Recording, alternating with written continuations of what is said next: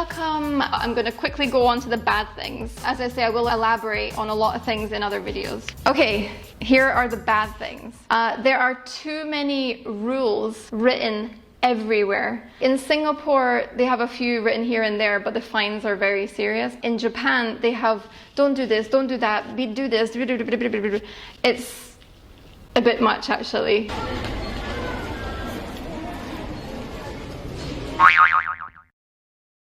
Everywhere you go, it's not just tourist areas, it's just, yeah, there's a lot of rules, which is, it's okay, but it's like, all right. Okay, number 2, there's not much English in Japan. Their rules are written in English, obviously, because a lot of them are geared towards us. We don't understand the protocols, but generally, when you go to a restaurant, a lot of them will not have English written, and some of them don't even have pictures, so then it's just a guessing game, and trying to interact with the waiter is very, very difficult as well. So you're just like pointing like this, so you don't know what you're going to get sometimes, which makes it, yes, interesting. There's not much English on signs in undergrounds and stuff like that, so it makes it a little bit tricky. We did have somebody who spoke or understood a bit of Japanese, so that was very helpful for us, but it was still confusing, and you just sometimes never even knew what you were going to get. But that's the fun of it, I guess. Number 3. Now, they have a lot of hot springs, natural hot springs in Japan, which is great. But you have to be naked in them. You cannot wear your swimming suit or costume inside, which is very, very annoying. Yeah, I don't understand, because they dress very, very modestly in Japan on the street and things, but then suddenly to go to a hot spring, you have to be completely naked. It doesn't make any sense. But yeah. Okay, number 4. Now, I think this is a good thing, but the West will think it's not, is their intolerance of tattoos. Now, I only realized this when I went to the hot spring and I spoke to them and they said, do you have tattoos? I was like, no. Why? They won't let you in the hot springs. They just don't like it in Japan. I don't really like tattoos either, so it's actually fine for me, but a lot of people in the West, they have a lot of tattoos. Yeah, the small ones you can cover up with some kind of tape or whatever they said, but yeah, they will not let you in with the big ones, so yeah. Just bear that in mind. Number 5, cyclists on pavements. It's great that they cycle there, but it's so dangerous. They have a cycle lane on the road, but they decide to cycle on the pavement. Like I've almost been knocked over many, many, many times because of these. They don't just have bikes, they have bikes with so much stuff on it. Like they've got a kid here, they've got a kid there. They like everything compact, so they've got a dog there. It's a fully loaded bike, and some of them are electric. Oh my gosh, there's so many times I almost got run over.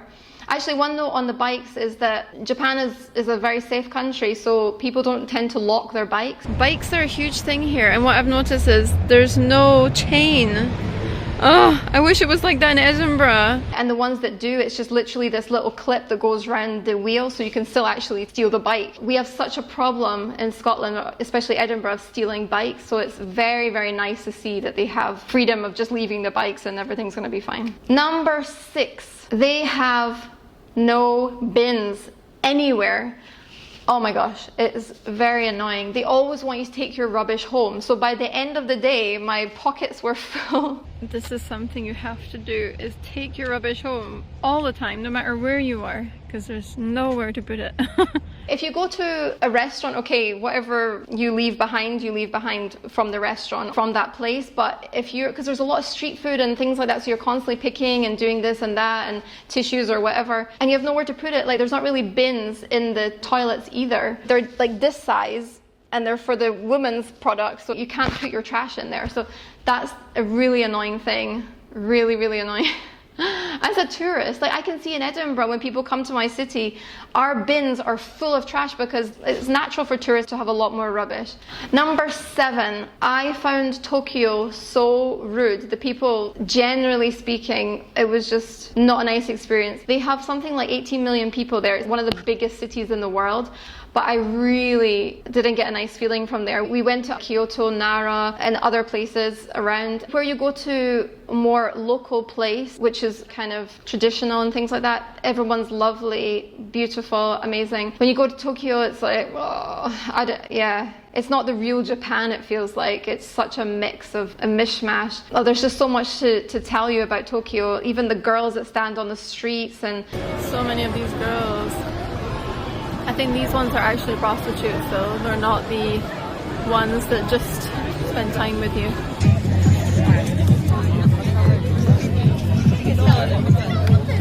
A lot of things that people would think about Japan in a negative way all belongs in Tokyo, it feels like. So I will mention more about that in another video. But anyway, these are my 7 good and 7 bad. If you have any more that you've experienced, list them below because I'd like to see what you have to say. And I have way more as well, but I wanted to keep this short and give you a little taster of Japan.